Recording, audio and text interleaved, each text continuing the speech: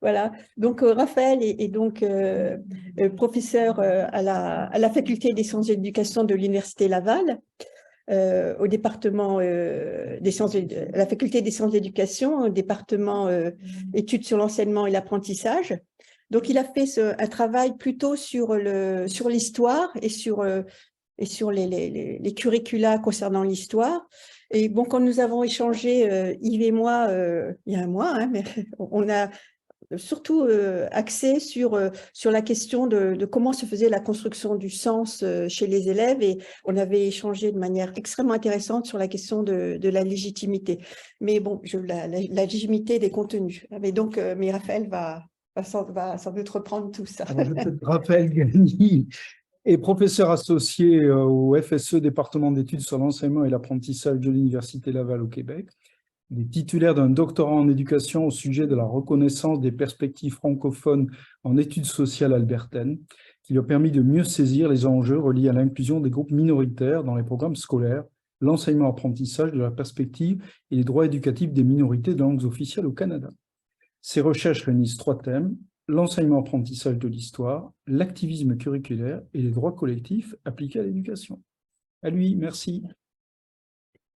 Bonjour collègues, je suis content de voir que le cercle des, comme on dit ici, avec un bel anglicisme, les curriculum studies ou les études curriculaires sont bien représentées en France. Donc, on m'a demandé de faire un 10 minutes sur où je suis, où je me situe par rapport à mes projets de recherche actuels. Donc, je vais le faire, puis ensuite, je répondrai, là, disons, en mode plus interactif à 3 questions qui m'ont été posées en amont.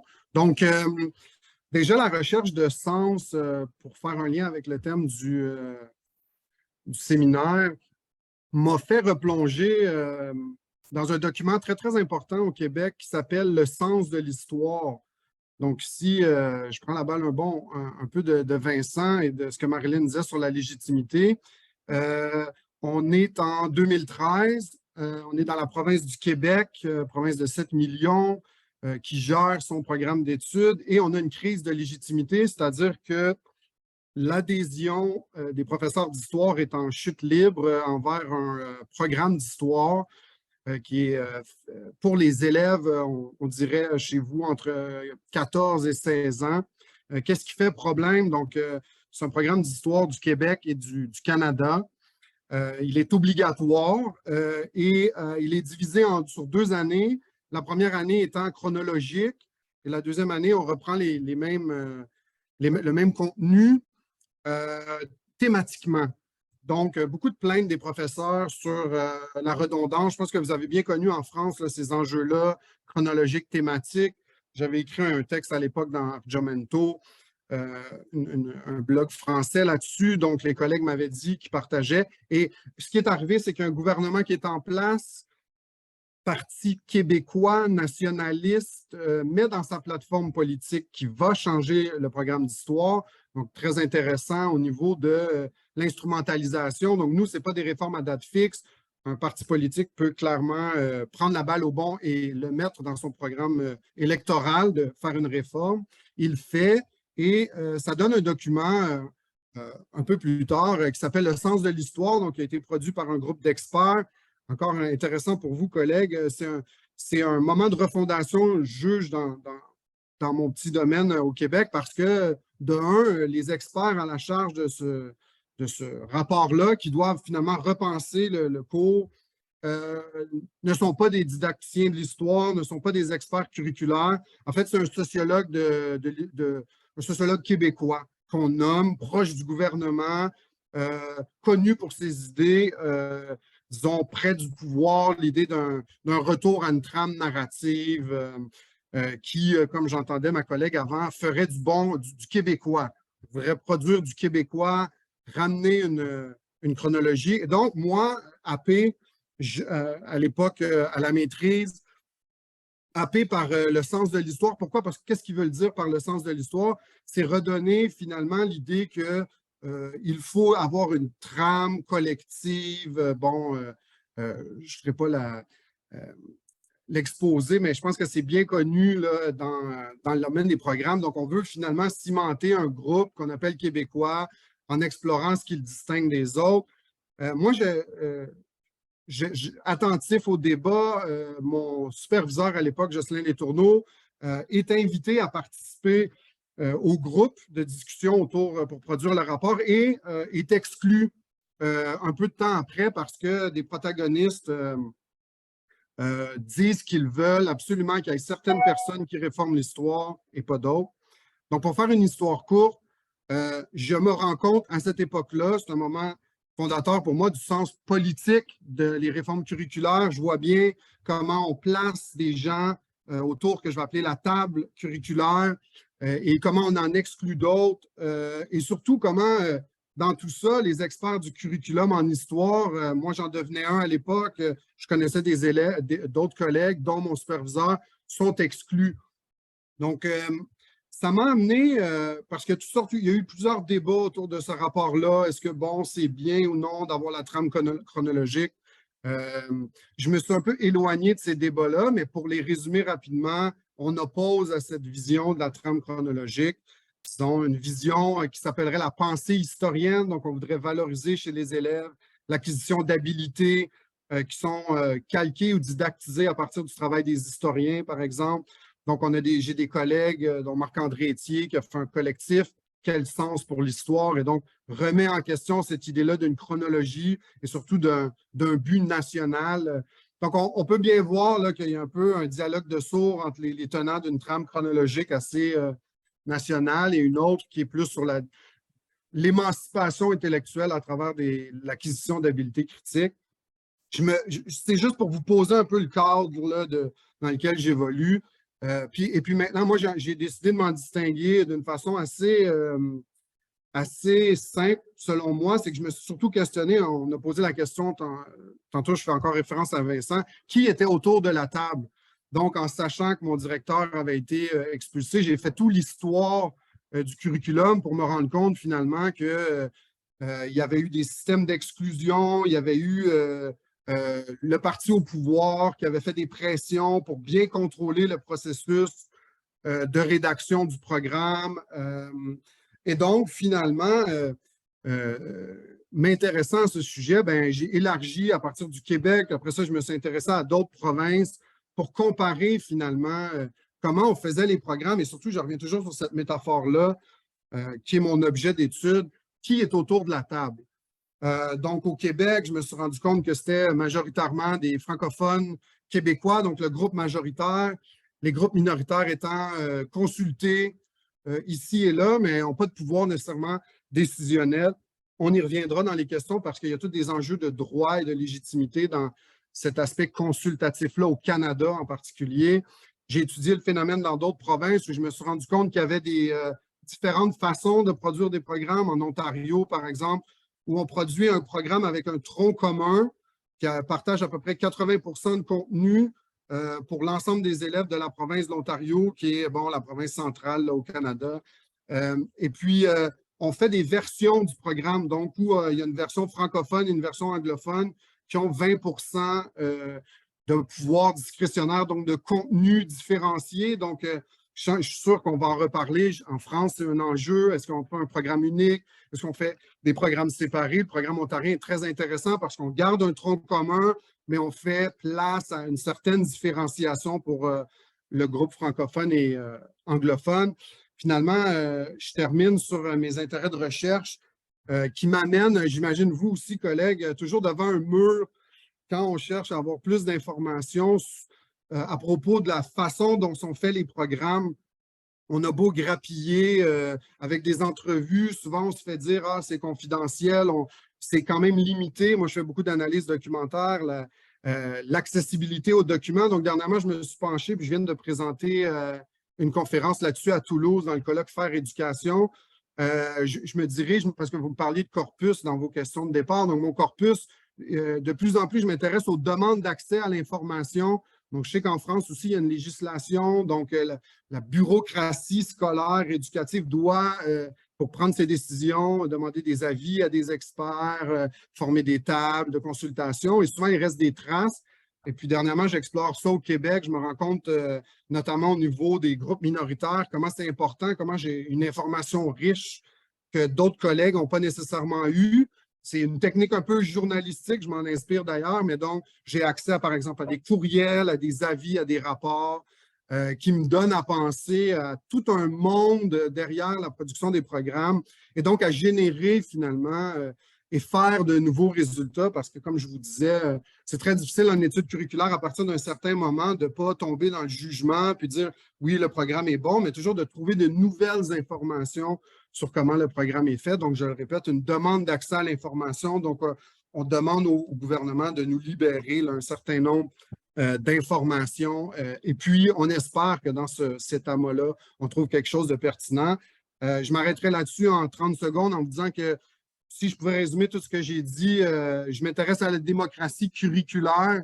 Donc, comment finalement décider ensemble de ce qui va être autour de la table. Je reviens toujours sur cette image-là. Comment décider ensemble qui, comment, par quelle modalité pouvons-nous décider des contenus scolaires? J'aimais bien un texte que j'ai lu d'un des collègues du groupe ici qui faisait une bonne différence entre savoir et contenu scolaire. Donc, on parle vraiment ici de contenu, adaptation de savoir savant, maintenant, quel contenu en histoire. Et ce que je me rends compte, c'est que dans les démocraties, la démocratie curriculaire, il y a des moments de refondation. Donc, qui m'intéresse, comme j'en ai décrit un, là, quand il y a quel sens pour l'histoire, pour faire une histoire courte. Le programme a été mis en branle. Les enseignants sont maintenant de retour. Il y a une légitimité beaucoup plus accrue, là. Les enseignants sont contents parce que c'est un programme chronologique sur 2 ans, mais beaucoup de groupes minoritaires se plaignent d'une place marginalisée. On pourra en reparler dans les questions. Puis je m'intéresse donc notamment à notre rôle comme personne qui s'intéresse aux études curriculaires. Puis j'en ai fait part, notamment quand je vous ai parlé des demandes d'accès à l'information, comment toujours essayer de trouver et faire de nouveaux résultats, des fois dans un monde où l'analyse documentaire devient à un moment donné limitée. Donc, comment essayer de trouver de nouvelles informations pour faire avancer, disons, notre intérêt commun, là, qui est de comprendre le curriculum. Et ensuite, je répondrai à vos questions là-dessus. Ensuite, comment il se transpose en sens pour les différents acteurs qui sont ou prescrits comme les enseignants ou, des fois, on pourrait dire subis comme les élèves qui doivent entrer en relation avec ces programmes-là, des documents de contenu prescrit. Donc, je m'arrêterai ici pour l'instant pour rester dans le temps. Merci beaucoup, Raphaël, qui a été très, très économe de son temps, puisque nous avons jusqu'à 15h30 pour échanger avec les membres du groupe 2 qui sont là aujourd'hui, qui doivent avoir des questions à poser. Pour l'instant, je ne vois pas. Oui, Yves, tu prends la parole en premier, merci. Oui, merci encore. J'aimerais revenir sur 2 questions. La première question, c'est, voilà, dans vos travaux, il y a quelque chose qui me semble extrêmement important et moins souvent dit par ceux qui travaillent chez nous sur le curriculum. C'est l'importance que les élèves, ce qui est important, c'est que les élèves doivent se voir dans le curriculum, c'est-à-dire qu'ils doivent s'approprier cela, alors que très souvent, les élèves voient bien que les programmes n'ont pas été faits pour eux.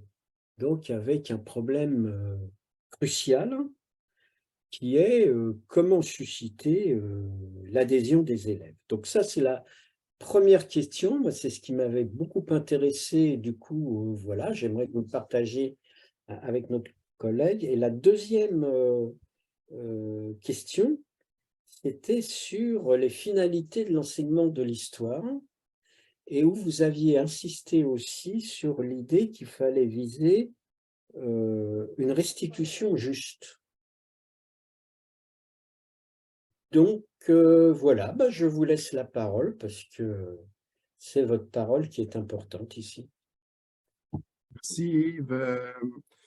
Il y a en Amérique, j'ose dire, en Amérique du Nord, aux États-Unis, depuis les années 90, un des fondateurs de l'éducation multiculturelle, un dénommé James Banks, il y a eu beaucoup d'influence aux États-Unis sur l'idée que Yves a nommée que les élèves doivent se voir dans le curriculum. Donc, une sorte d'injonction théorique, ça a été aussi documenté. Ce que je veux dire par là, c'est que, pour citer le cas du Québec, parce que j'essaie de revenir là, pour nous ancrer, par exemple, j'ai un collègue, Paul Zanazanian, à l'Université McGill, qui travaille sur les élèves anglophones au Québec. Donc, il faut situer le Québec, environ 7 millions de personnes, 7-8 millions de personnes et 1 million d'anglophones. Et donc, en histoire, c'est un programme unique pour tout le monde. Donc, la notion de se voir dans le curriculum pour des élèves anglophones, c'est de se dire, quand ils apprennent l'histoire, est-ce qu'ils voient les personnages anglophones comme des protagonistes de l'histoire ou ils sont seulement vus comme sous la lorgnette du groupe majoritaire? Bon, il y a eu plusieurs conflits, on appelle même la conquête britannique du Québec là, en 1759. Donc, il y a l'idée de présenter dans les programmes, majoritairement là, conçus par les francophones, les anglophones comme je le mets entre guillemets, des méchants ou des gens qui auraient été des antagonistes au lieu d'être des protagonistes. Donc, pour revenir à la question fondamentale de Yves, je m'arrêterai sur celle-là là-dessus, avec mon collègue qui a fait des recherches très poussées pour montrer que les élèves anglophones, quand ils voient et ils apprennent à partir sur leur communauté comme étant des antagonistes du groupe majoritaire et non pas des protagonistes de l'histoire, ils se détachent de l'histoire qu'ils apprennent. Donc, il y a un enjeu d'appropriation, légitimité, on pourrait dire. Donc, je rappelle la définition de légitimité comme étant une allégeance. Hein? Il y a une légalité dans le curriculum, les élèves doivent le suivre, mais il y a une légitimité, c'est-à-dire par-delà le prescrit, il y a une adhésion, une appropriation. Et les élèves anglophones, d'après ce que mon collègue voit, ont de la difficulté à faire sens d'eux-mêmes dans le temps quand ils voient les personnages de leur communauté comme antagonistes, parce qu'eux-mêmes ne se voient plus comme des antagonistes aujourd'hui. Encore là, une petite histoire brève du présent au Québec. Les tensions linguistiques sont beaucoup moins vives, il y a quand même un vivre ensemble. Il y a plusieurs enjeux, mais je pense que les élèves aujourd'hui, notamment anglophones, ont de la difficulté à se voir dans le curriculum. Donc, c'est une expression, quand on dit faire sens, bien, ici, on le dirait comme comment les élèves sont capables de se voir dans le curriculum. Donc, j'espère que ça répond. Sinon, bien, une restitution juste, c'est sûr que c'est difficile. Moi, je pense que ça peut être pertinent pour les collègues français de comprendre bien le contexte canadien. Quand je parle des anglophones, vous pouvez me dire, mais pourquoi focusser autant sur un groupe? C'est parce que le principe de juste ramène aussi à l'idée de justice. Et la justice au Canada donne des droits aux anglophones au Québec et aux francophones à l'extérieur du Québec pour accéder à l'éducation et contrôler des écoles primaires, secondaires. Et donc, une restitution juste en termes de curriculum, ça veut dire qu'on doit respecter le fait, contrairement en France, où ce que je comprends, c'est qu'il n'y a pas de groupe particulier d'ayant droit, mais au Canada, on doit respecter ce pilier fondamental-là du pays qui est le droit des minorités. Et donc, ici, de langue officielle, je le rappelle, le Canada est un pays bilingue, et donc cela vient avec des droits. Et dans la restitution juste, pour faire un lien avec mon exposé du départ, moi, j'argumente que les représentants anglophones ont le droit d'être assis à la table de rédaction des programmes. Parce que les études sur l'éducation multiculturelle ont bien montré, comme James Bank, que quand on remonte la filière, pourquoi les élèves sont capables de se voir dans le curriculum? C'est parce qu'à la table des décideurs, il y avait des gens qui représentaient leur communauté, d'une certaine façon. Et puis au Canada, c'est un contexte particulier, je terminerai là-dessus. On n'a pas nécessairement toutes les communautés, mais on peut, parce que par exemple, on pourrait avoir un anglophone qui est aussi une personne racisée noire, pourrait être de membre LGBTQ, mais ce que moi j'argumente, c'est l'idée d'une restitution juste. Si on veut restituer l'histoire justement, bien, il faut partir, nous, en études curriculaires, qui est assis autour de la table, qui a le droit, et donc comment avoir quelqu'un autour de la table peut déclencher disons, une spirale de sens, parce que cette personne-là a, on l'espère, sa communauté d'ayant droit, parce que ce n'est pas toutes les communautés, a ce sens de l'idée de les rendre protagonistes de l'histoire. Il ne faut pas penser qu'un programme fait par des membres qui sont externes d'un groupe vont avoir le réflexe naturel de placer certains groupes comme protagonistes de l'histoire. On a plusieurs études qui le montrent. On le voit bien aussi avec le programme dont je vous ai parlé au départ, fait par des francophones. On produit de l'antagonisme, des personnages antagonistes qui, par-delà, ont de la difficulté à créer du sens ensuite. Je m'arrêterai ici. Merci. D'autres questions? S'il n'y en a pas, moi j'en aurais peut-être une. Je vois que la question de la légitimité se pose fortement et en effet, je pense qu'elle contribue à la question du sens. Là, on entend des légitimités de caractère culturel, on va dire. Est-ce que au Québec, ça se double de légitimité en termes de niveau scolaire? Parce que par exemple en France, beaucoup d'élèves qui sont dans la branche professionnelle se posent la question de leur légitimité au sein du système éducatif. Est-ce que c'est surtout cette question, on va dire, nationale qui se pose, culturelle et linguistique, ou bien est-ce que ça compose aussi avec des aspects de faible légitimité académique? Je ne sais pas si ma question est compréhensible depuis le Québec.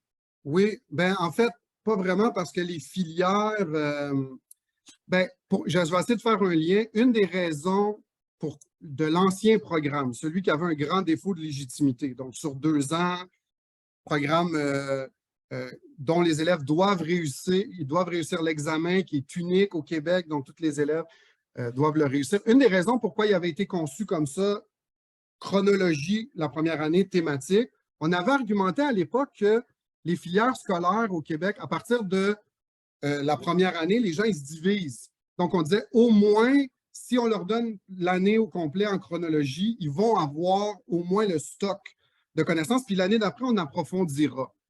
Donc, c'est vraiment le lien que je peux faire avec les filières. Et ça avait créé un gros défaut de légitimité chez les enseignants qui n'avaient pas, disons, je m'excuse, ils n'ont pas acheté cette idée-là. Ils n'ont pas adhéré parce que, bon, ils disaient « Ah, ça s'applique à un trop petit nombre d'élèves. » Et puis là, on entrait tout le temps dans la majorité des élèves, eux, ils doivent se farcir 2 fois le même contenu de façon différente. Et on a beaucoup parlé d'eux. Moi, j'avais fait l'argument à l'époque, on n'a pas eu beaucoup d'études qui donnaient le micro aux élèves pour dire comment ils font sens de la fameuse approche thématique la 2e année. On parlait beaucoup en leur nom. On disait beaucoup, les enseignants se sont beaucoup servis de l'argument pour dire on veut un programme chronologique sur 2 ans parce que les élèves s'ennuient, c'est trop répétitif, mais la voix des élèves. Mais pour faire vraiment un petit ricochet, il y a eu, au-delà des filières scolaires, il y a quand même eu une crise des légitimités au niveau de l'expertise qui a sous-tendu à la production du programme. Comme je vous parlais au début, on a fait un comité d'experts où on n'a pas mis des didacticiens de l'histoire, on n'a pas mis des gens des facultés d'éducation, on a mis un sociologue proche du pouvoir. Et donc, moi, j'ai toujours vu dans ce message-là une sorte de... C'est comme si sans médire, on ne médisait pas les didacticiens, mais c'est comme... disons qu'on nous donnait finalement le rôle d'une faible légitimité, comme si nous... on nous attribuait notamment la production de l'ancien programme qui n'avait pas été très, très populaire. On va dire, vous avez eu votre chance. Puis là, on parle souvent comme ça au Québec. Oui, les sciences de l'éducation, vous avez vu, vous avez fait votre expérimentation avec chronologique, thématique. Vous voyez, ça, c'est un truc de pédagogue. Ça n'a pas fonctionné. Donc, maintenant, c'est plus à votre tour. Donc, tassez-vous. Donc, cette crise elle est encore présente. Et par ailleurs, étonnamment, ça nous pose vraiment des grosses questions, le programme qui a été produit sans les didacticiens comme expertise récolte beaucoup, beaucoup de légitimité chez les enseignants. Donc, je sais que j'ai lu un des textes dans les 7 textes, il y a un collègue qui faisait cet argument-là parmi vous, qui disait que les programmes devraient être faits par les enseignants. Donc, moi, j'ai su que par la bande que les enseignants avaient quand même été assez impliqués. Donc, c'est quand même assez apeurant d'une certaine façon quand on voit qu'un programme dont l'expertise des didacticiens a été mis un peu de côté quand même réussi à récolter beaucoup de légitimité chez les enseignants. Donc, ça nous pose notre question de notre rôle, nous, comme spécialistes des études curriculaires dans le phénomène de production des programmes. Merci. D'autres questions? Oui, je veux bien. Enfin, ah non, mais il y a Marie-France. Il y a la place pour tout le monde, hein. Oui, oui. Voilà, merci. C'est une petite question. Vous parlez merci pour toutes ces explications très claires. Et vous parlez beaucoup des programmes d'histoire. Est-ce que cette question de la légitimité, elle se transpose aussi ailleurs? C'est-à-dire, est-ce que dans les autres disciplines, il y a cette idée que les élèves doivent se voir, hein, j'aime bien l'expression mise entre guillemets, doivent se voir donc dans les programmes, se retrouver en quelque sorte? Est-ce que ça vaut aussi ailleurs et voilà, pour les autres disciplines? C'est la question que j'allais poser, donc c'est parfait. Ouais. Ben, pour répondre, en fait, en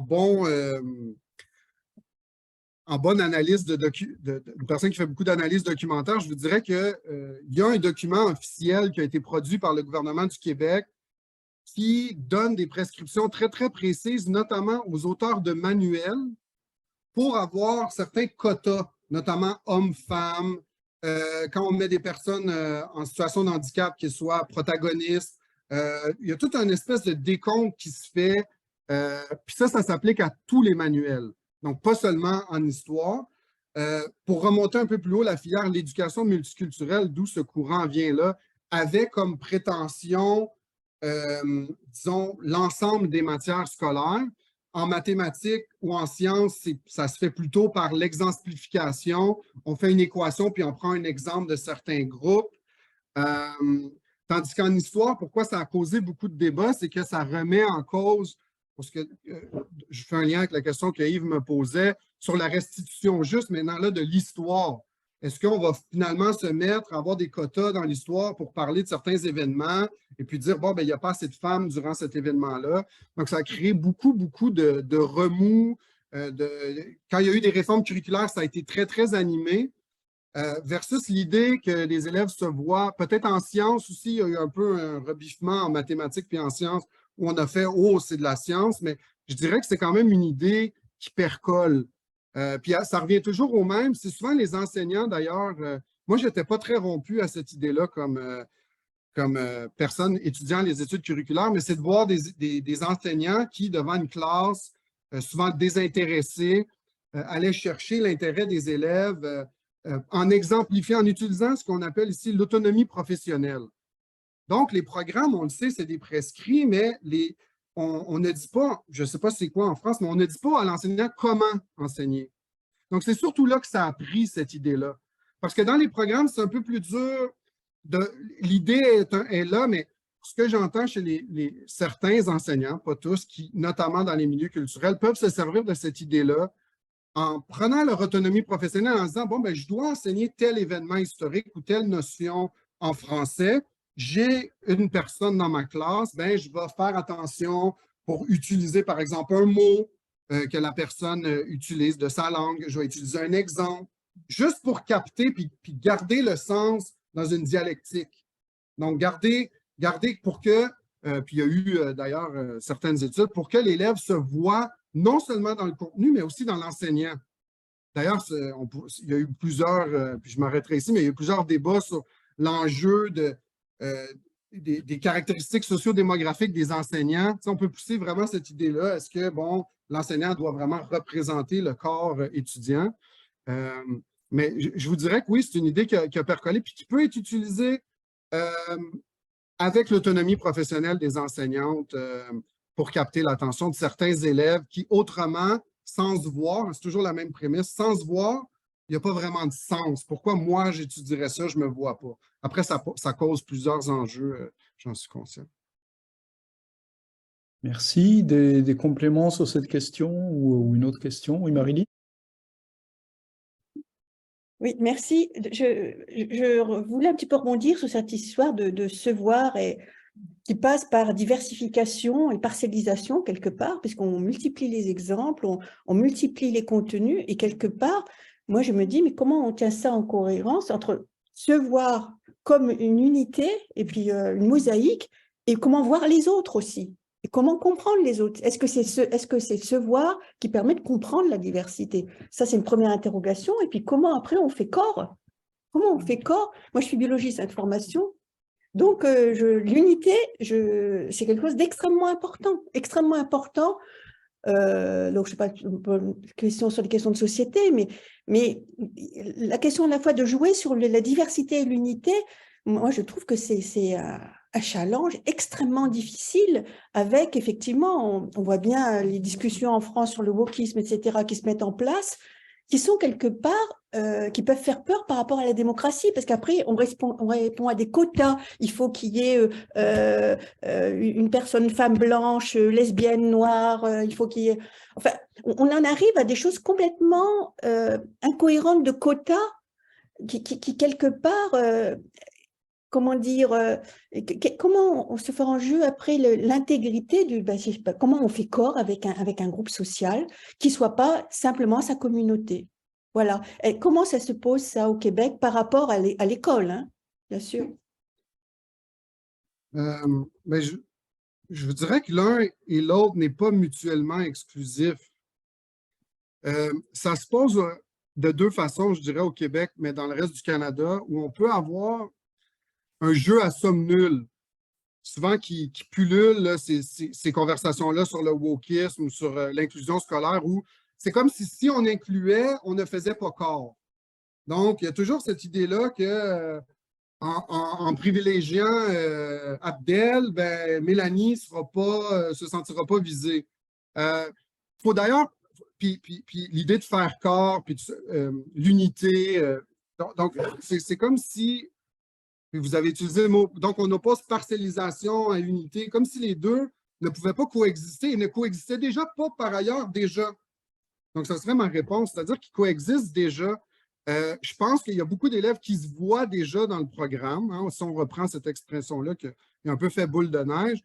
Donc, il y a beaucoup d'élèves qui ne font aucun effort et ils se voient dans les contenus, ils se voient leur groupe, et puis il y en a d'autres qui ne se voient pas. Donc, entre les élèves, ça peut créer des dynamiques même entre eux d'exclusion. Donc, moi, je répondrais à ça que ce n'est pas en reconnaissant des élèves qu'on parcellise. C'est en faisant à semblant que si on ne s'en occupe pas, ben, ça va être égalitaire. Je ne sais pas si vous me saisissez. Si on ne s'en occupe pas de l'inclusion, puis on essaie d'enseigner, ben, c'est sûr qu'à un moment donné, il y a des groupes qui vont se voir plus souvent, puis d'autres qui vont... Ça a été très bien montré, notamment pour les hommes et les femmes. Puis je suis d'accord avec vous, il peut y avoir des dérives ensuite sur la solution. Mais moi, je dirais, il faut faire confiance au processus. Puis comment on décide ensemble en société pour revenir à la grande question de la démocratie? Bien, c'est que les gens ont l'impression qu'ils ont un sens dans leur participation. Puis pour donner sens à la participation démocratique, il faut se voir. Puis je m'excuse d'être aussi bancal, mais rep by pop. Représentation, c'est la grande idée américaine, hein? No representation without taxation. Si l'élève est dans la classe, il donne de son temps, mais il a envie de se voir. Il a envie pour participer. Puis c'est ça qui fait corps. C'est ça notre unité. Notre unité, c'est la démocratie. Il y a des choses qu'on accepte en démocratie. Il y a certains langages qu'on accepte. Il y a certaines pratiques qu'on n'accepte pas. C'est quand même un cadre. Hein? Ce n'est pas le seul cadre politique dans lequel on pourrait évaluer. Donc, si on se donne comment on décide ensemble et qu'on essaie de donner une certaine représentation, moi, je ne la vois pas comme parcellisante. Je pense que les deux peuvent se passer. On peut prendre le temps de reconnaître un élève et même un autre élève qui, lui, par ailleurs, est souvent reconnu, peut apprécier puis dire hey, enfin, il participe, mon collègue, et puis là, lui en bas. Donc, je pense que oui, il faut que les élèves aient l'anglicisme, le buy-in. Hein? Faut qu'ils aient envie de se voir puis se voir représenter.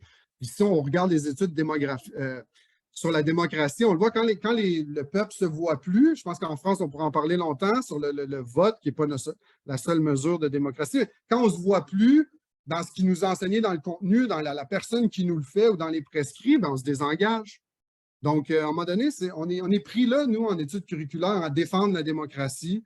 Je pense que la démocratie a quand même des bons outils contre les dérives de ce que vous nommez, des fois qu'on appelle une espèce de parcellisation extrême. Je partage votre souci, mais en démocratie, quand tout le monde participe, il y a des enjeux de consensus, il y a des enjeux de prise de décision qui fait qu'à un moment donné, ben, c'est la majorité, ou il y a toutes sortes de façons de faire corps, pour dire. Donc, moi, je comprends l'inquiétude, mais je ne vois pas ça comme antinomique avec certaines idées de représentation des élèves dans le contenu, pour qu'ils se voient dans le contenu auquel ils doivent apprendre. Merci pour cette réponse. Et Elisabeth voudrait un petit complément de question.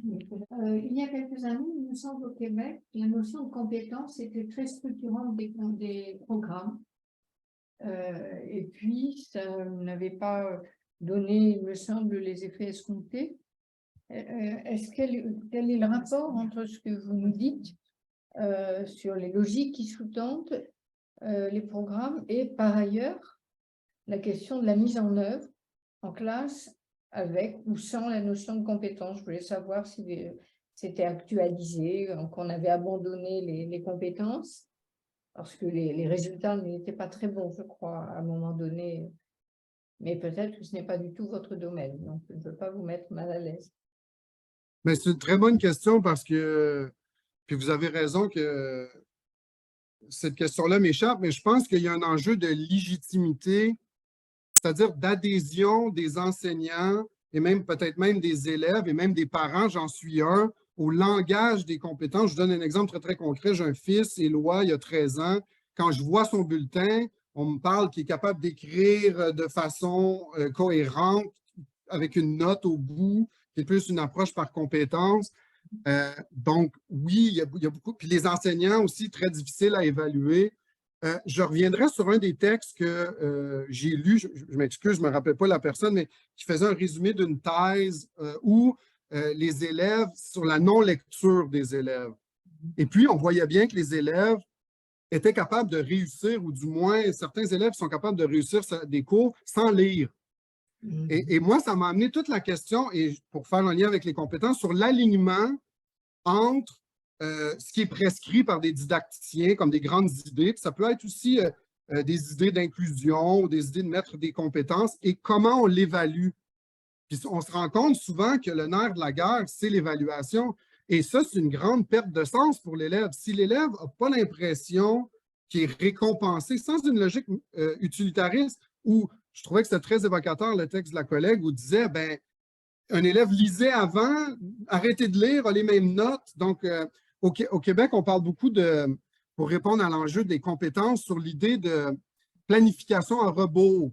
Donc, Wiggins and McTighe, je ne sais pas comment ça peut être appelé en France, où on l'enseigne à nos futurs enseignants, qu'on part de la compétence, mais on l'opérationnalise tout de suite en objectif qui doit produire des traces d'apprentissage par lesquelles on va pouvoir évaluer l'atteinte de. Et puis ça, c'est très difficile d'enseigner, puis je terminerai là-dessus, parce que le modèle dominant, c'est quand on planifie un cours, on se pose tout de suite la question, qu'est-ce que je vais enseigner? Et non pas qu'est-ce que les élèves doivent faire sens, et surtout, quelles traces d'apprentissage vont-ils laisser de leur faire sens, qui vont par la suite être, puis c'est toujours imparfait, être matière à jugement professionnel de l'enseignant par l'évaluation. D'accord, merci.